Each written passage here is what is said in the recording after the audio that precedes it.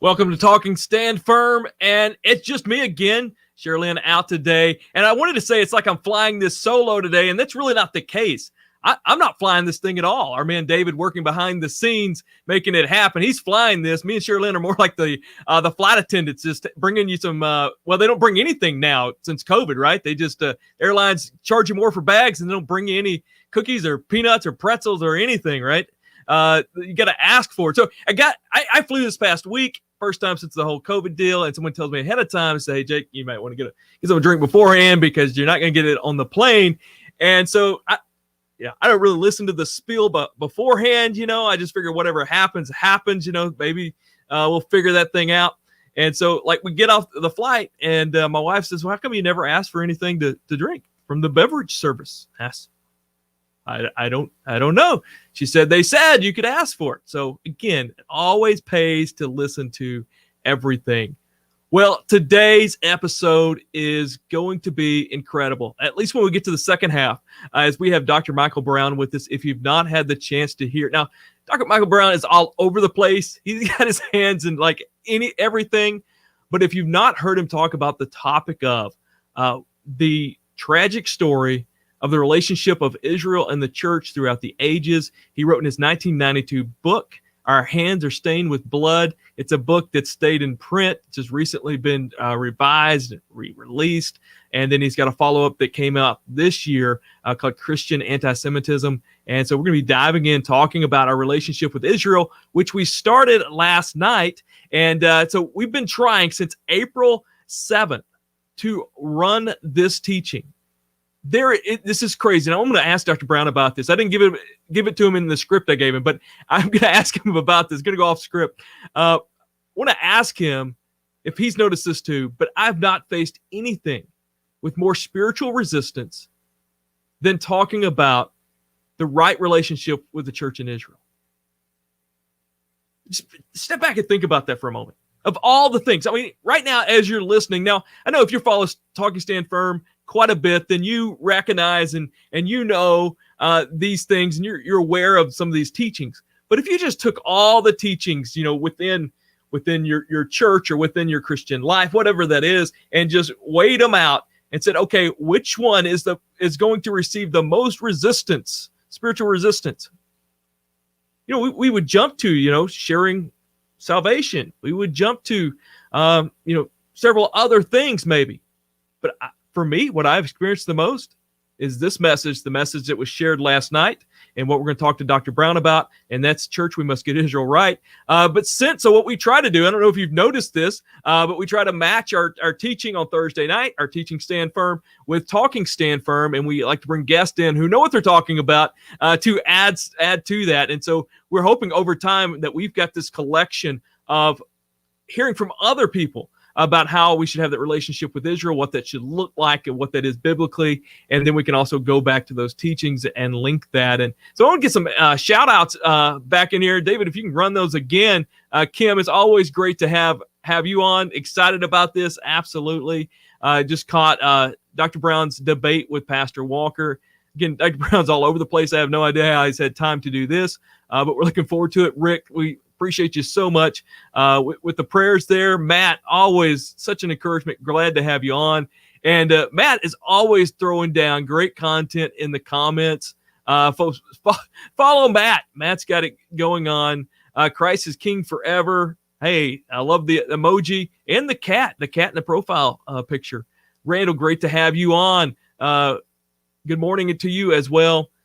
So because we have postponed and battled to get that teaching to go that we had last night, it's had us parked here on the subject for about three weeks, as we, at least the start of the conversation, talking about the right view that we should have with Israel. And so last night the message was, I really think today, as we started this episode, that we really needed a microphone just to drop down from the roof. I mean, and I needed to grab it and say, are you ready to rumble? Not for the interview at the end, but for this part beforehand, as we deal with some of the comments and feedback from last night. So the point of the message was last night, the point was to talk about why it's important to know the right biblical relationship the church is to have with Israel, and gave several reasons. The number one reason we spent the most time on is that because incorrectly understanding that relationship and Christian teaching has been connected as the leading, I don't want to say cause, but the leading catalyst leading to what happened in the Holocaust. One of the most horrific events to happen in history. And if you go to, as I shared in the message, if you go to Yad Vashem in Israel, their National Jewish Holocaust Museum, and you walk through the beginning exhibits that talk about why did this happen, trying to dive into how did this horrific thing happen, the number one cause, number one catalyst goes back to Christian teaching and past Christian violence against anti-Semitism. Now, that gets into some of the questions we had, or comments. I don't know if we had any questions, but the comments set me straight last night saying, Nazism was not Christian. Yeah, absolutely. And that was said a couple times in the video. But what allowed people to accept that was because of a foundation that was laid within Christian teaching, really since the late church fathers. Just incredible. And so working through that was to say that, that's why we need to get it right. And then also went to that right now, anti-Semitism is growing around the world at rates higher than it was before the Holocaust. And that's what we're going to dive in with Dr. Brown, because his new book talks about just the contemporary anti-Semitism that's happening and coming out of the Christian church. And so we talked about that. And then at the end, at one point in it, talked about how bizarre it is that the world has had such hatred against Israel. And I worked so hard. I mean, it was a long message last night. I worked very hard to try to make the point clear that we have an incorrect view and what that leads to. You know what? All I had to do was just post the image and just share the comments we had, and you would know anti-Semitism is alive and well today. You will know the bizarre attacks from every side, from within the church, from Islam, all within sects, within Judaism. I mean, it's all over the place. It's overwhelming. And so really for the next few minutes here, we've got a battle royale as we dive into these comments and questions, as I was trying to portray and say, church, we must get Israel right. And but many felt like I didn't have it right with what was shared. So let's dive into some of these comments. We'll have some fun. And I think cover some topics that's important as well. Timothy Russ wrote, he was the first one to comment. Way to go. He says, the church is the new Israel. He makes the statement to the exact opposite of what I was trying to argue last night. The church is the new Israel. Who's heard that? Oh, Christ is King forever. Just bought Jesus and his white horse. Awesome. Thank you for that. I appreciate you mentioned that. It's again, I have a trouble promoting. If you watch this, you may not realize that. But this is a powerful book that can really do a lot of things in some families. Jesus and the White Horse. Go to JesusandTheWhiteHorse.com and you can get your copy of that. So the question was, or the statement was, the church is the new Israel. What I was teaching, the exact opposite, and talking about how that's what the church has done. Even so, you have teachings that have replacement theology, which says that, the Israel of the Old Testament, the Jewish people, no longer matter. All those promises have been given to the church, have been given to the Gentile church, been given to Christians. And so basically we get rid of that. I picked on Andy Stanley like 4 or 5 times last night, popular pastor who wrote about and taught recently that we just need to unhitch ourselves from the Old Testament. And that's really what this sentiment is. And so the idea is the Christian church, the Gentile church, is the new Israel. The old one doesn't matter. All the promises are just now to the church. And I mean, that's common. So you have that in replacement theology, but then you have it in churches that would be pro-Israel, but you have it in the reality of how they teach things, that we just spiritualize so often. I'm guilty of this as a pastor. Now, listen, I think you can go back in the Old Testament and see how God interacted with Israel on a national level, and really take a lot of how he interacts with us on a personal level as believers. But yet, let's not ignore the fact that there is the narrative, not just in the Old Testament, but continuing in the New Testament, is that the narrative, the whole complete story is that God called a people to himself.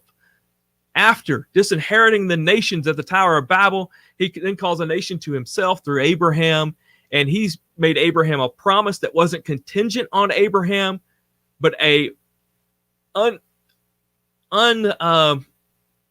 promise that's going to stand through eternity, regardless of what is done by the people. And then it was renewed multiple times, especially to David, and added the Messianic, the kingdom aspect to this promise of land and inheritance.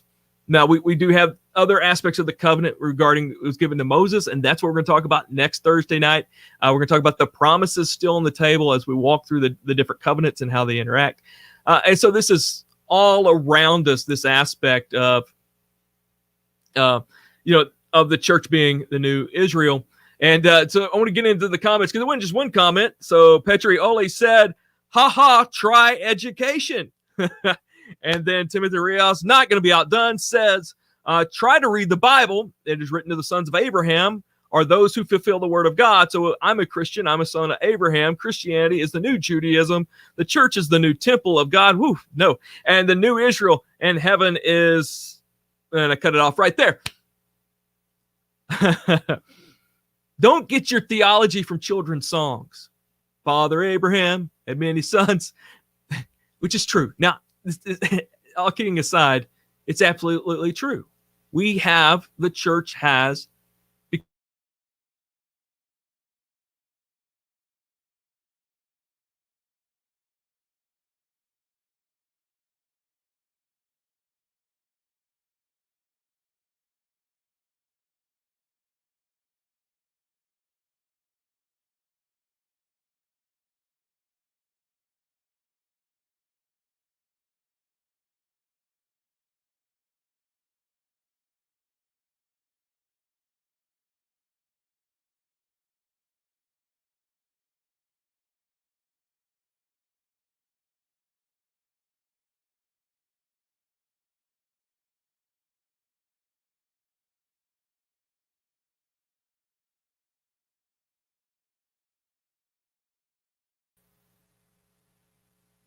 Okay, where were we? I just disappeared. I did freeze. Christ King Forever absolutely did freeze. I just assume when you talk about this subject, everything in the world's going to go wrong. So just assume that. I think there is an aspect, I think we see biblically, where as believers we become, in a sense, the temple. And Jesus referred to this. It's coming a time where you will worship in spirit and in truth anywhere, not just at the temple. So I think it's an aspect there. But listen, Romans 11 deals with all of this. In Romans 11, we see that we're grafted in to the nation of Israel. The Gentiles are grafted in. That there's a trunk, there's a tree, we're grafted in. We then become part of that tree. And so we do enjoy the benefits given to the inheritance of Israel. We do enjoy what God promised Israel, but he doesn't remove it from them. Rather, we get in the flow of that and we become a part of that. I think more, I don't know how many of you are grafting trees out there, but probably more so we will understand the image of adoption, which we find Paul arguing this in Galatians as he's talking about being adopted, and talks about Abraham and the inheritance and us becoming a part of that. And I mentioned before, I was part of a church a church when you got baptized, they gave you a shirt that said, I'm adopted. And I love that. I mean, we love that imagery. Well, if you're adopted into a family, you become part of that family. And so as we're adopted into God's family as believers, we're adopted into a Jewish family. Jesus was Jewish, is Jewish, came as the Jewish Messiah, will return as the Jewish Messiah, will establish the Jewish kingdom, promised kingdom, and we're grafted in, we're adopted in, we get to be a part of that. And so, no, we are not the new Israel, and that is very dangerous with that. I'll go back, hit some comments up here. Peter Adams said, Peter Adams says, idiots call themselves Christians, don't know their Bible. Absolute morons. If God is finished with Israel, there is no future for the church. We might could say that a bit nicer, but I get the frustration because it's there. It's right before the pages. Now, understand, for a long time as a believer, as a pastor, I fell into this same category of spiritualizing everything that's out there. And we see this even in very well-intended ways.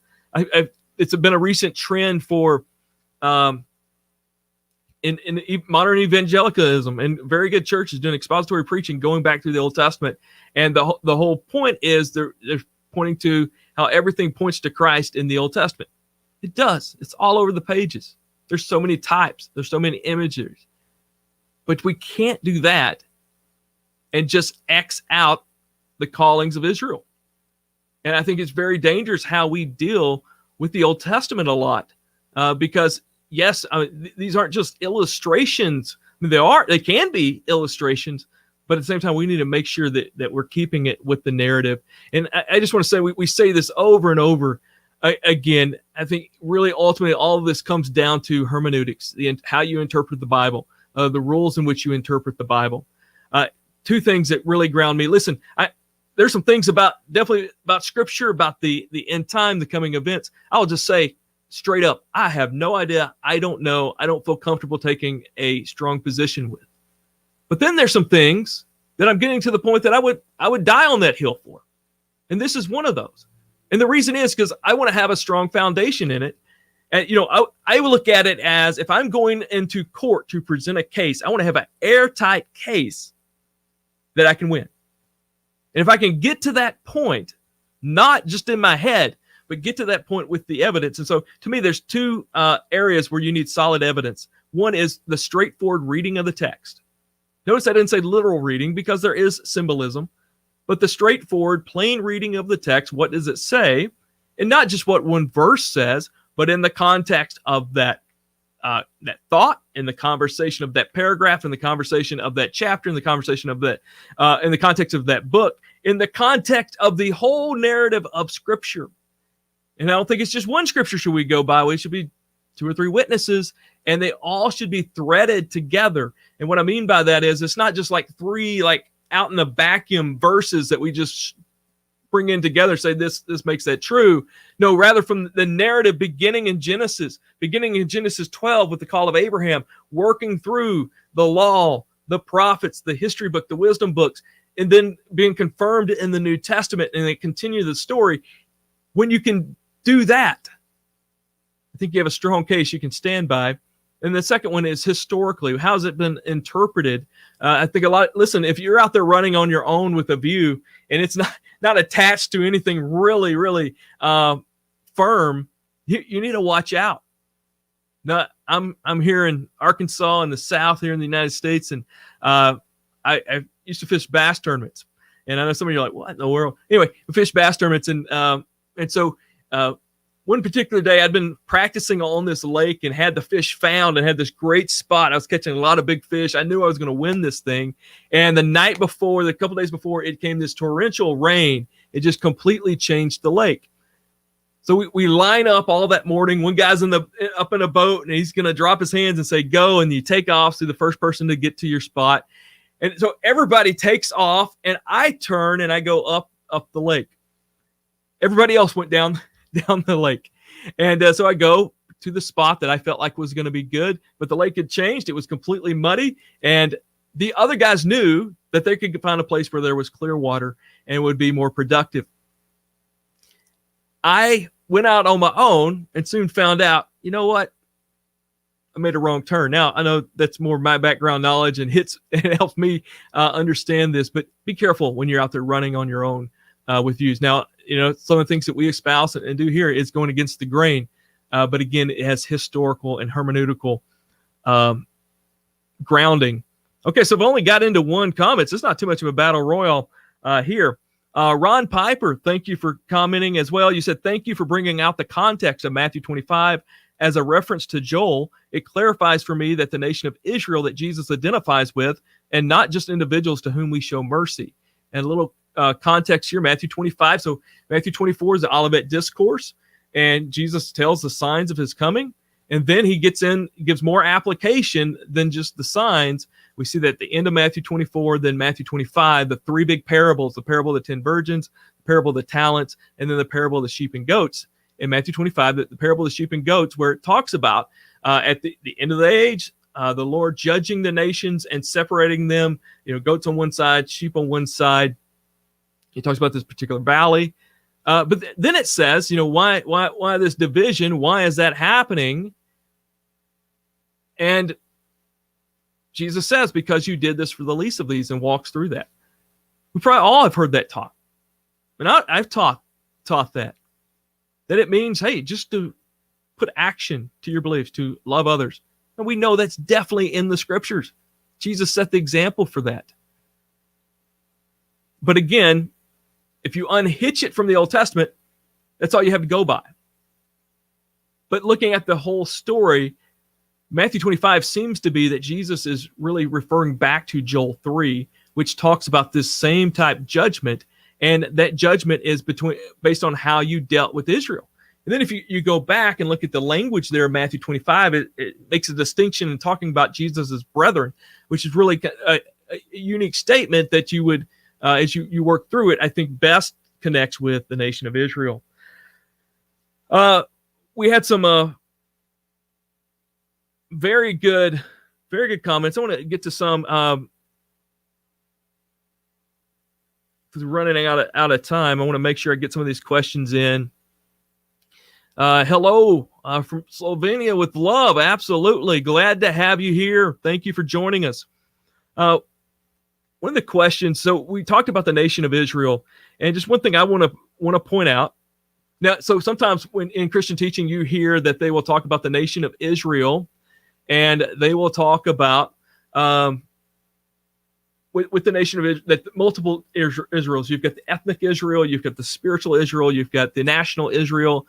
I've heard that preached all my life. I think you just get away, you throw that out. There's one ethnic people that God called the descendants of Abraham.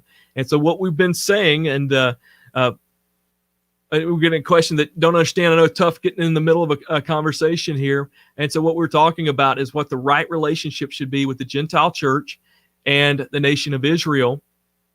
And we're arguing that we're, as Roman 11 says, that we're grafted in, we're adopted in as the Gentile Church, as Gentiles into the nation of Israel. And so all the promises are still on the table for the nation of Israel. God still is not done with them. The church does not replace them. Rather, we get adopted in and get to enjoy that. But then comes the question, when you look at the nation of Israel right now, by saying that, I'm not saying that everything they do is the best and right. I mean, I have to understand, for the most part, many in the nation and the Jewish people have not come to Christ. When you look at some of the ethnic and moral, not ethnic, but the moral issues that are going on, and it's not a good scene. And then, of course, the biggest thing gets into the politics, the battle of the Palestinian land versus the land of the nation of Israel. And I just want to touch on that a bit, because that's where a lot of the questions come. Says, what is your, Joker Low, great name, says, what is your opinion on all the massacres Israel did to the Palestinians? What's your opinion on the brutal apartheid get the right system Israel has towards the Palestinians? How holy are these people you worship? Well, one, not worshiping them. One, just saying that God's got a continued heart with the nation of Israel. He's not done with the nation of Israel. And I think when you align your heart with the nation of Israel, that you have a heart from God. But again, not saying that everything they've done is right. But that phrase you just hear over and over, that it's an apartheid state. What is that? Well, I think a lot of people just say that in reference to, don't do everything right, or but it comes from the nation, South Africa. And what came about, that phrase began to be used talking about when British white minority had rule over South Africa, and how that they made rules in favor of them and not the majority of the nation. Is where that comes from. And so when you then place that on the nation of Israel, what you're then saying is that they're building laws and creating culture that's focused on Judaism and the Jewish people, and not taking into account other nations, that the Palestinians and other groups that live there.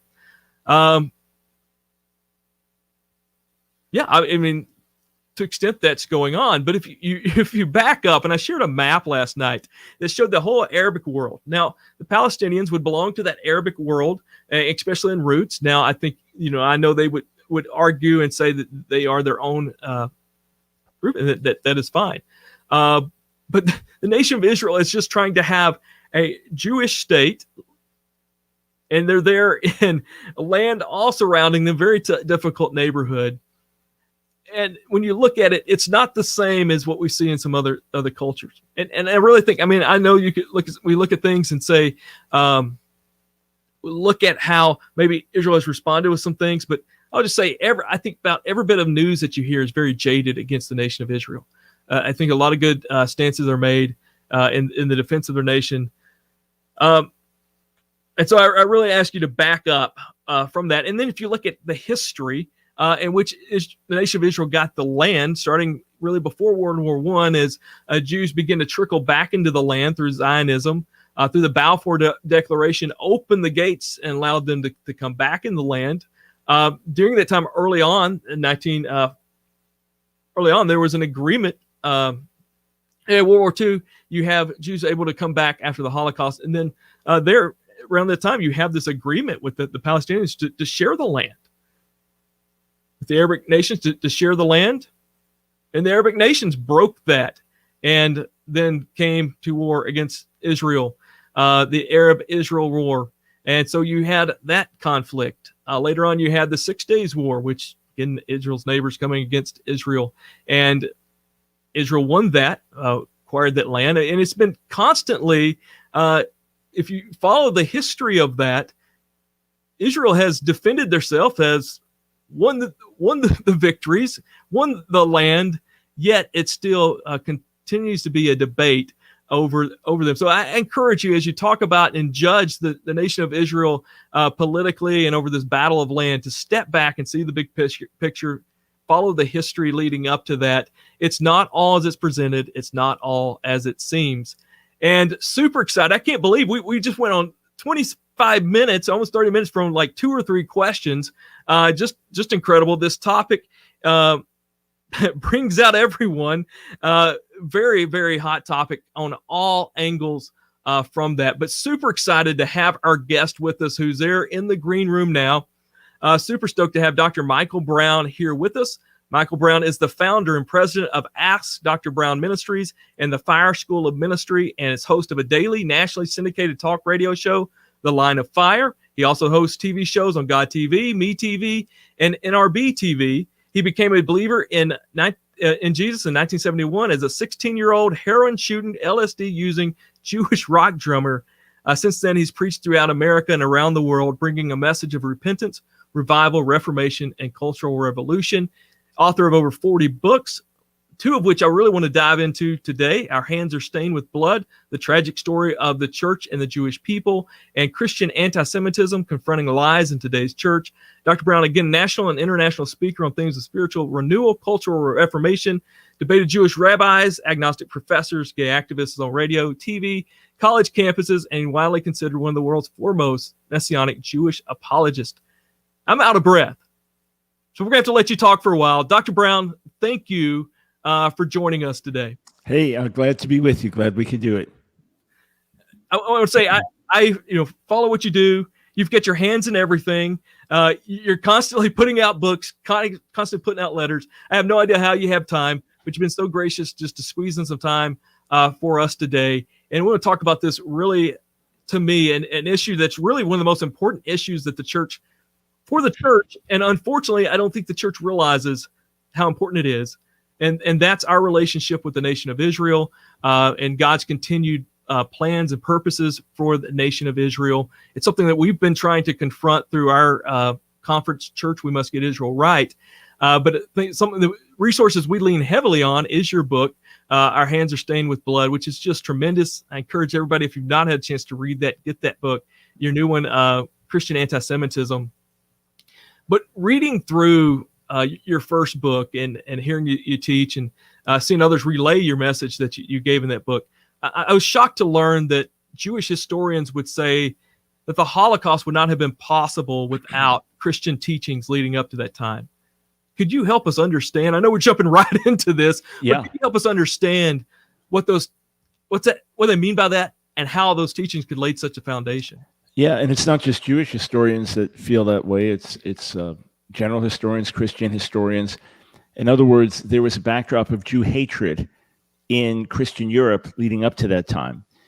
Jews had been demonized for centuries, and so it wasn't difficult now when someone had to be scapegoated after the events of World War I and the great hardships on the German people, and then you have an anti-Semite like Hitler raised up. There was enough hostility towards the Jews in a Catholic country like Poland or a half Catholic, half Protestant country like Austria, and then a Protestant country like Germany. There was enough hostility towards the Jews already that Hitler and the Nazis were able to draw on that. We see beginning in the 2nd century of church history that there begins to be a demonization of the Jewish people. Once you get into the 4th century and Christianity becomes the dominant religion of the Roman Empire under Constantine, Jews are further rejected, and now there are laws that are actually passed to denigrate their standing. It's been pointed out by historians like Raoul Hilberg, one of the greatest Holocaust historians, that everything aside from extermination that the Nazis implemented, be it the wearing of the yellow star, be it rounding Jews up into ghettos, depriving them of jobs or penalizing them for teaching under penalty of death and things like that, that everything short of extermination, the church over the centuries had already implemented. And two of the voices that the Nazis relied on most to further spread hatred against the Jews, one was the voice of John Chrysostom in the 4th century, one of the great early church leaders, and his famous 7 sermons against the Jews where he thundered against them and said basically they're just fit for slaughter. And then Martin Luther, after his initial positive writings about the Jewish people in 1523, gracious and humble, 1543, and other writings, he turned tremendously ugly. He said that Jewish synagogues should be set on fire, places of business broken down and destroyed, rabbis forbidden to teach under penalty of death, Jews rounded together into ghettos, deprived of good jobs, etc. And Hitler thought, wow, Luther's really figured it out. So there was enough anti-Semitism in the culture because of its poison spreading through the church through the centuries that the Nazis were able to draw on that. In countries like Poland, Catholic countries like Poland, where 3 out of 3.3 million Jews were exterminated, so 90% of the population wiped out.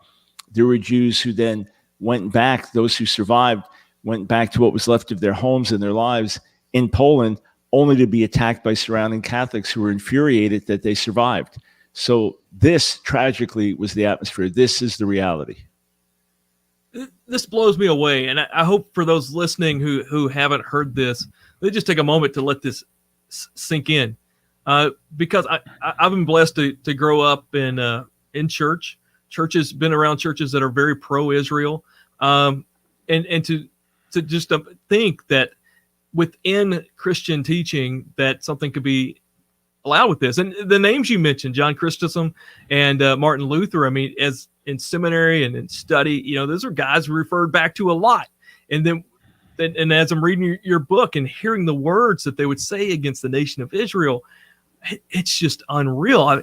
Where does this come from? I mean, where does this hatred, where did it come from and originate from? If I had to point to a root, a psychological and spiritual root, I would say insecurity. And I deal with that in the newer book, Christian Antisemitism. And by the way, just to give history really quickly, Our Hands Are Stained with Blood came out in 1992, going through church history, offering many of these quotes, and then sharing things that were happening up until today. We put out a new edition of that in 2019. It had been continuously in print, but we put out a new edition in 2019. And in updating some of the information as to what was happening in the world today, it was really jarring, because things that I was writing about 25, 30 years earlier were now far worse. And that's when I realized I needed to address, just have one whole book addressing what's happening today and the shocking developments among evangelicals, Catholics, others. So that's the book Christian Anti-Semitism, which just came out in February. And in that chapter, in that book, I have a chapter dealing with replacement theology and what's at the root of it. Yeah. And Paul warns about it in Romans, the 11th chapter, when he's writing to Gentile believers in Rome. Now, here's the background in Rome. Originally, the Roman congregation, like the other first congregations, was largely Jewish, with some Gentiles added in, but they would obviously feel like second-class citizens because it's a Jewish Messiah and it's a Jewish movement. You're kind of an outsider who's grafted in. It would be like if Jesus was black and all the first disciples were black, and I come into the congregation, it's like, okay, I'm there, but I'm a little bit of an outsider. Yeah. Well, that's how it felt. But then the emperor in the year 42, I believe it was, put out an edict that all Jews had to be banished from Rome. So that included Jewish believers in Jesus. So they were banished for around a decade. When they came back, now they were the minority in a largely Gentile congregation. Things had shifted. And Paul is taking pains in Romans to remind the Gentile believers of God's purpose and calling on Israel that remains even while Israel's in unbelief, and even while he's grieving because these Jewish people don't know the Messiah and are lost, they're still called by God as a nation. And he says in Romans 11, he says, look, I don't want you to be ignorant lest you become arrogant. The ignorance was God's through with Israel. God's through with the Jewish people. He's finished with them. He's replaced them with us, the Gentile Christians. We are the new Israel. We are the new chosen ones. God's finished with them. That's the ignorance that leads to arrogance, as opposed to, yes, some of those branches were broken off, those individual Jewish branches. You were grafted in, but you stand by faith the same way. So be humble, not arrogant, and God's able to graft them back in as well. So if you think, well, if God grafts them back in, if they're like the favorite children, then where does that leave me? Somehow, an insecurity that leads to arrogance is behind a lot of the hatred. And then, as the Jewish people over the centuries were resistant to the gospel, that created more hostility towards them, failure to recognize the roots of the faith, the Jewishness of the faith, to shift things. So you'll see medieval Christian artwork, and Jesus looks like a European Caucasian, and the Jewish rabbis look like these evil demons with these hooked noses and things like that. So they become increasingly caricatured. There's a separation and distance from the roots, all of these things together. And then, of course, Satan wanted to wipe out the Jewish people. This all joins together, producing the horror of what we call Christian anti-Semitism. You just made it simple, went to the word. I mean, we see that in Romans 11, and I look back and just stepping back and seeing that. I mean, definitely see that in history, and definitely, see that in the church today. And I mean, speaking of the church today, I know you've touched on this in your new book, and you've already mentioned it.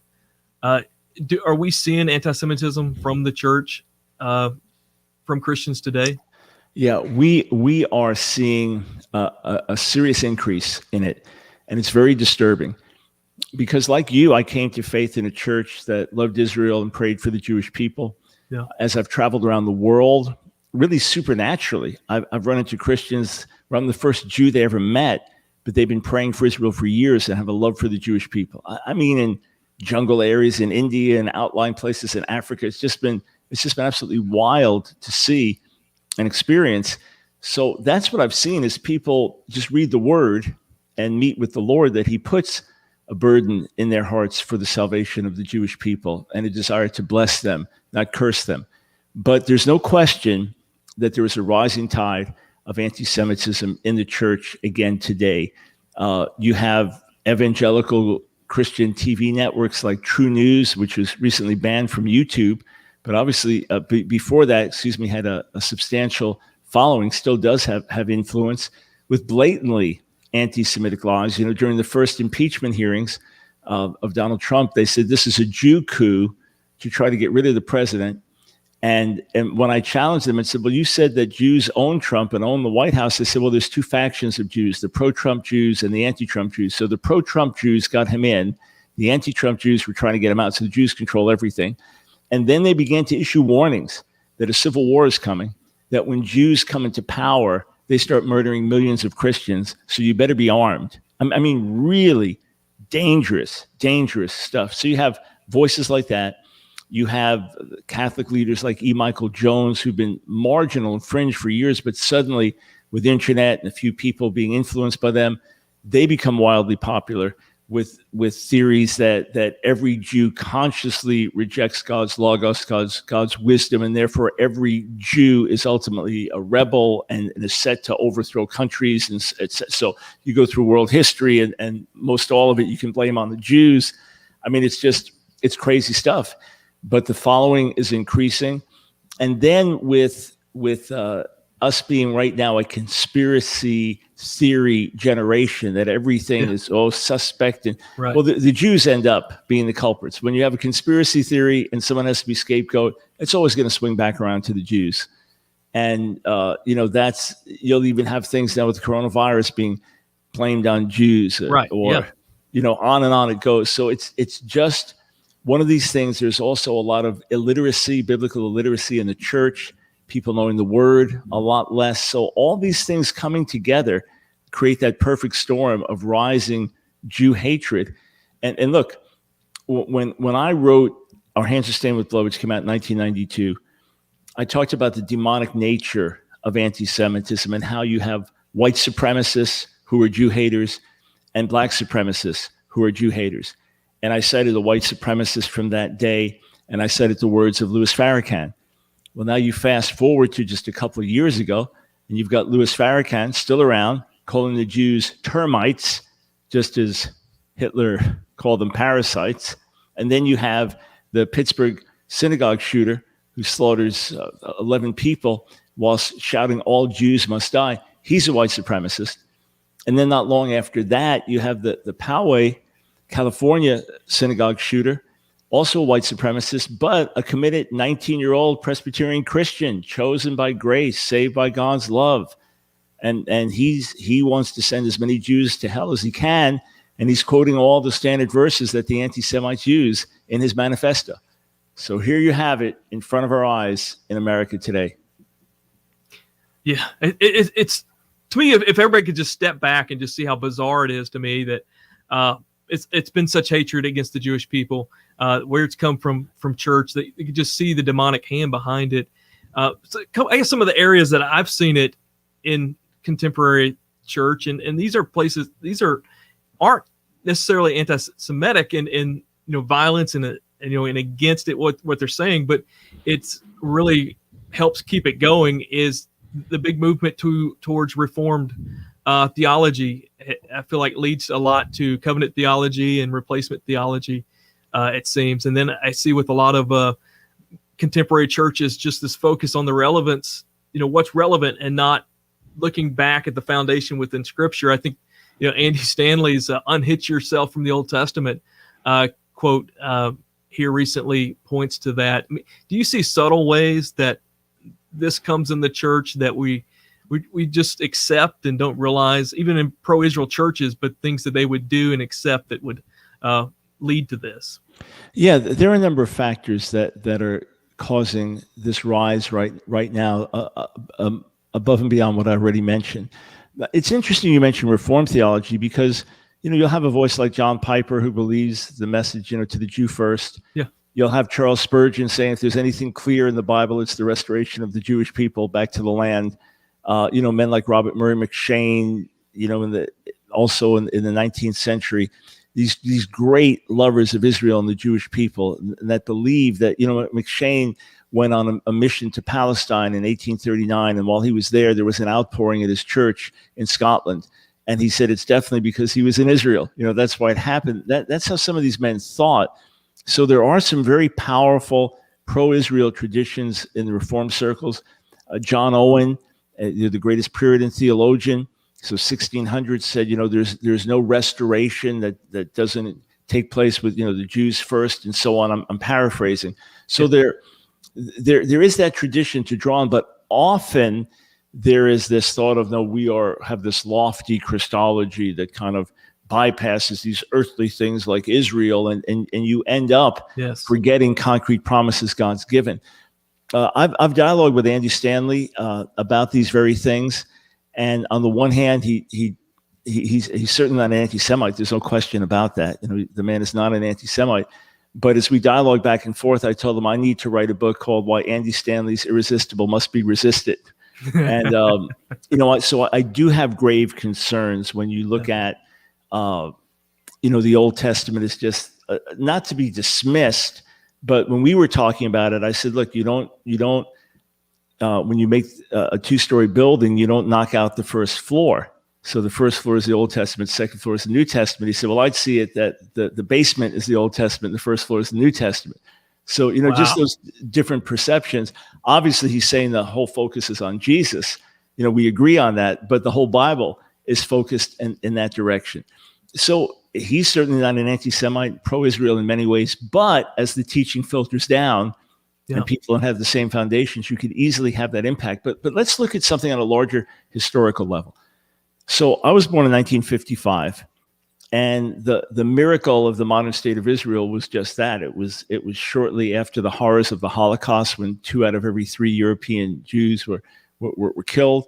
And now there's a state in Israel. I mean, how did this happen? It was stunning. It was amazing. And then the 6-Day War in 1967. Okay, so that was something I lived through. And even though my family wasn't focused on that, it's still like, wow, 6 Day Israel won. It was like the world was stunned. So we kind of grew up with this sense of wonder and the miracle of the modern state of Israel.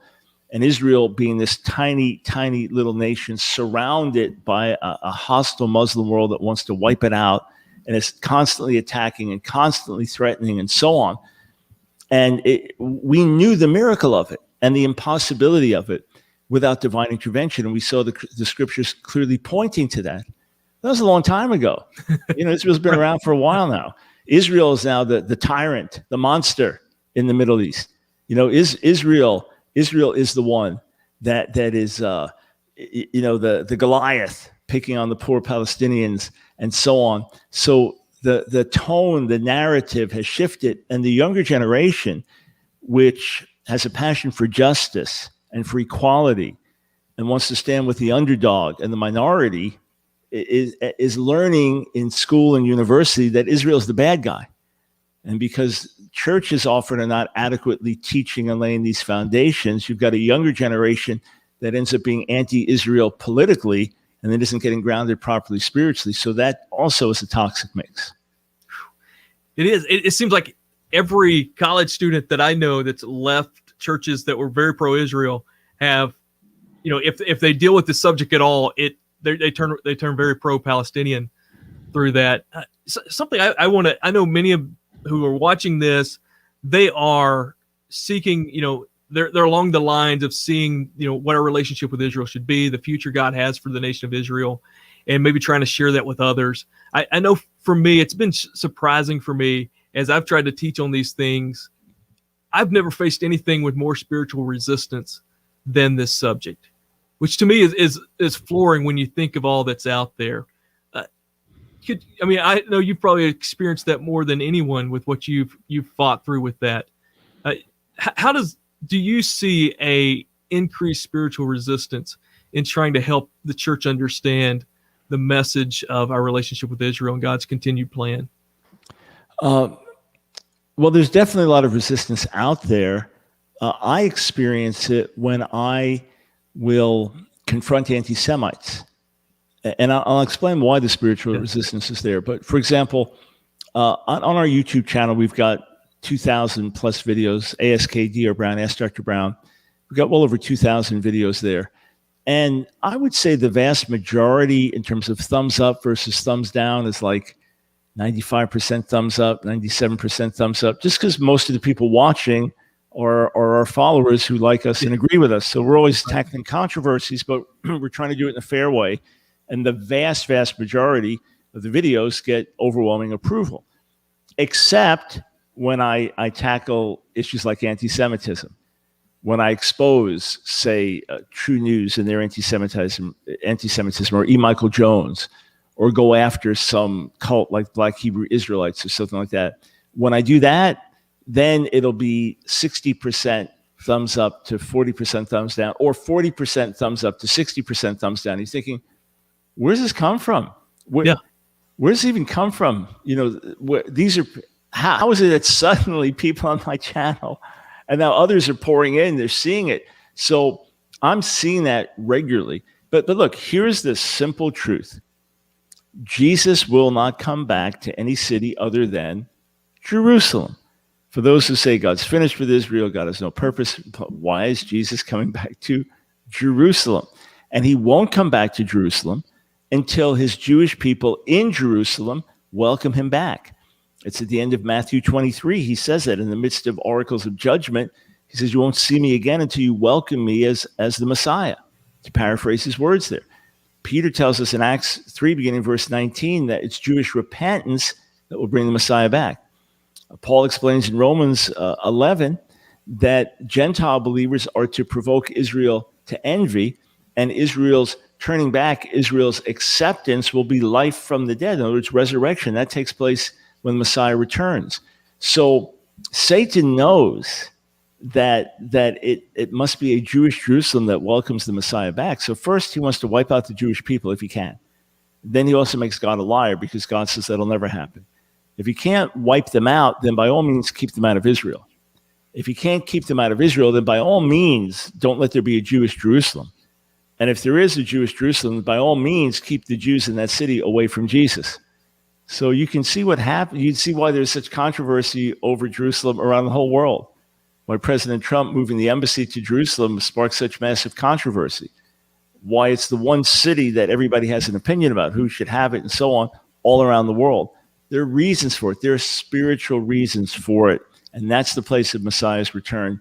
Therefore, Satan, knowing that, is doing everything in his power to stop that from happening. So good. I heard Dr. Michael Heiser get hit with a question like this the other day. Of course, he probably gets those type of questions regularly. And he was talking about, it seems to be that, Satan can prolong the end, or think he can prolong the end by keeping Israel from coming to Christ in the end of the time of the Gentiles, which is what you just touched on. Along these same lines, and you hit on this earlier, and I know you deal with it in your book, Our Hands Are Stained with Blood. And I know many watching and listening, and the same with your channel, who have grown in the Lord, and the Lord is leading them to this more understanding and a heart for the nation of Israel. It seems to be when people are truly humbly seeking the Lord, he brings you into that path. Could you speak to that? Well, I encourage people to just ask the Lord to remove preconceived ideas that we all have. We're all raised in a certain faith tradition. The rare person that came to faith just reading the Bible on their own, at a certain point, then associated with other believers and picked up certain things along the way. And none of us have every last detail of everything that we believe on every subject right. That's why I'm super dogmatic on a number of things, pretty dogmatic on others, not so dogmatic on others, and quite open on others. And that's just being realistic and honest. So I would encourage folks to just go to the Lord again and say, Father, I want to read through your word and get this right about Israel. Derek Prince made a great statement about Israel. He said, Israel's like the top button of your shirt. And if you get that one wrong, then all the other buttons are wrong. Yes. So you think of the importance of this from beginning to end. I mean, even in the eternal age, there's a new Jerusalem. Why? And in the millennial age, the nations of the earth go streaming to Jerusalem to learn from the God of Israel. And the only reason that Jesus is the Savior of the world is because he's the Messiah of Israel. And, just ask yourself, does the New Testament ever explicitly say that Gentile believers are the new Israel? Does it ever explicitly say that?